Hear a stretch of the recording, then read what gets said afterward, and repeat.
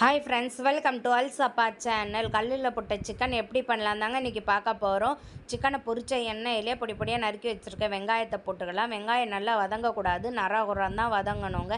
சிக்கனை பொரிச்சு வச்சுருக்கதெல்லாம் கட் பண்ணிவிட்டு கையால் பிச்சு எடுத்து வச்சுக்கிடலாம். ஒரு பச்சை மிளகா பொடி பொடியாக நறுக்கி எடுத்துக்கிடலாங்க. பாதி வெங்காயம் வதங்கி வந்த பிறகு பச்சை மிளகா நறுக்கி வச்சுருக்கதை போட்டுக்கிடலாம். மிளகாய்த்தூள், நல்ல மிளகுத்தூள், கரம் மசாலா தூள், மல்லித்தூளும் போட்டு 2 பிரட்டிட்டு பிச்சு வச்சுருக்க சிக்கனை எடுத்து போட்டுடலாங்க. கரண்டியை திருப்பி வச்சு குத்துன்னு குத்தி நல்லா பிரட்டி எடுத்துட்ட பிறகு ஒரு தக்காளி பழமும் நறுக்கி போட்டுக்கிடலாம்.